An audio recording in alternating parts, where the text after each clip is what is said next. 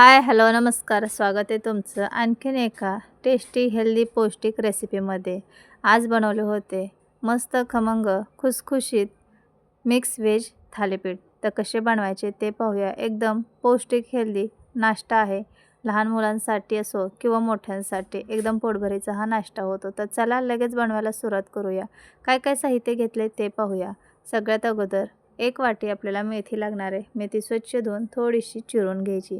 त्यानंतर मी कोथिंबीर बारीक चिरून घेतली, 1 गाजर किसून घेतले, 1 छोटा कांदा बारीक कट करून घेतला आहे आणि आपल्याला पिठं लागणार आहेत. तर मी ते 1 छोटी वाटी पीठ घेतले. कोथिंबीर आहे ना त्या वाटीने 1 वाटी पीठ, त्यापेक्षा कमी बेसन पीठ आणि त्यापेक्षा कमी तांदळाचं पीठ घ्यायचे. यामध्ये तुम्ही ज्वारीचं पीठ, बाजरीचं पीठसुद्धा टाकू शकतात. तर इथं मी 3 पिठं घेतलेत. आता आपल्याला हे सर्व एकत्र करून घ्यायचे. त्या अगोदर आपल्याला एक वाटण बनवायचे, ते म्हणजे हिरवी मिरची, लसूण आणि पाव चमचा जिरे. तर तुम्हाला किती तिखट आवडतं त्यानुसार हिरवी मिरची घ्यायची. मी ते 4-5 हिरव्या मिरच्या, 9-10 लसूण पाकळ्या आणि थोडे जिरे टाकून जाडसर मिक्सरवरती असं वाटण करून घेतले. तर हे पहा, खूप बारीक करायचं नाही, असं जाडसर ठेवायचे, म्हणजे खायला खूप चविष्ट असे थालीपीठ बनतात. आता आपण पीठ मळून घेऊया. तर सगळ्यात अगोदर मोठ्या भांड्यामध्ये हे सगळी पिठं काढून घ्यायचे. त्यामध्ये चिरून घेतलेली मेथी टाकायची आणि हो, मेथीची जास्त करून पानं घ्यायची, मोठे देठ घ्यायचे नाहीत. त्यानंतर कांदा, किसून घेतलेलं गाजर टाकून घेऊया. बारीक चिरून घेतलेली कोथिंबीर टाकूया. पाव चमचा ओवा घ्यायचा आहे, तो सुद्धा चोळून टाकायचा. धने असतील तर मिक्सरमध्ये हिरवी मिरची, लसूण बारीक करताना थोडेसे धने टाकले तर आणखीनच चविष्ट असे थालीपीठ होतात. तर आपण जे मिरचीचं वाटण बनवून घेतलं होतं ते सुद्धा याच्यामध्ये टाकून घेऊया.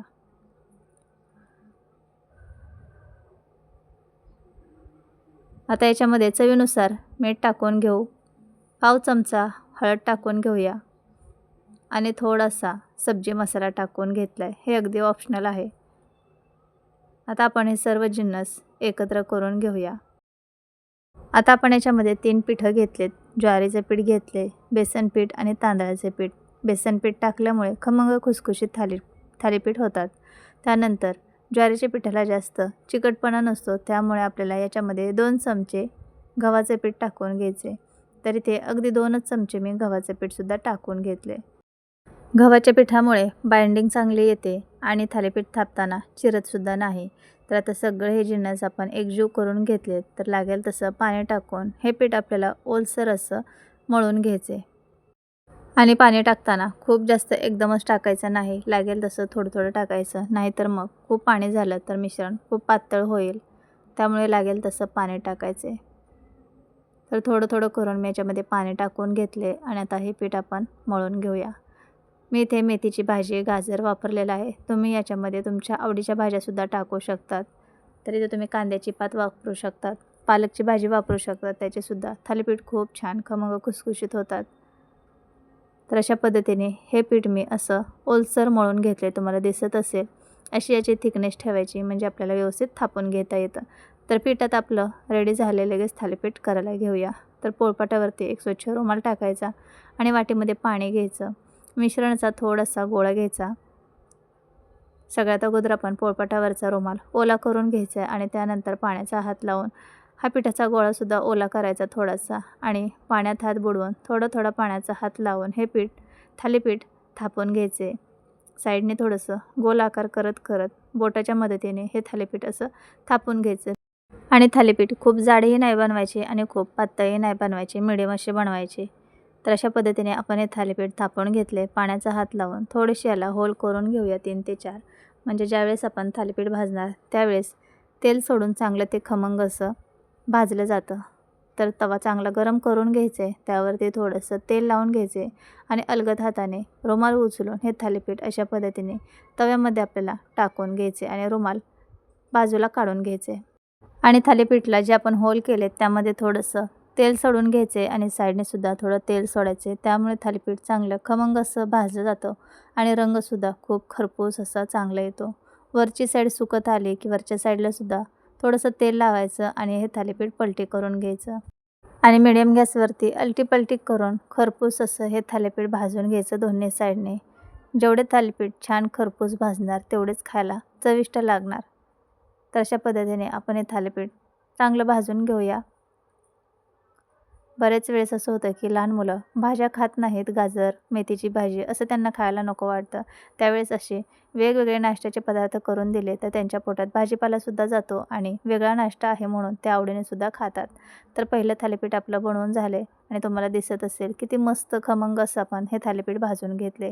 तर त्या प्लेटमध्ये हे थालीपीठ काढून घेऊया. आणि सेम अशाच पद्धतीने दुसरंसुद्धा थालीपीठ मी बनवून घेतले. ते सुद्धा आपण मिडियम गॅसवरती अलटी-पलटी करून तेल लावून खरपूस खमंग होईपर्यंत चांगलं भाजून घेऊया. तर हे सुद्धा थालीपीठ सेम अशाच पद्धतीने मी भाजून घेतले आणि पाहू शकतात खमंग असे थालीपीठ भाजले की रंगसुद्धा छान येतो आणि खायलासुद्धा एकदम चविष्ट लागतात.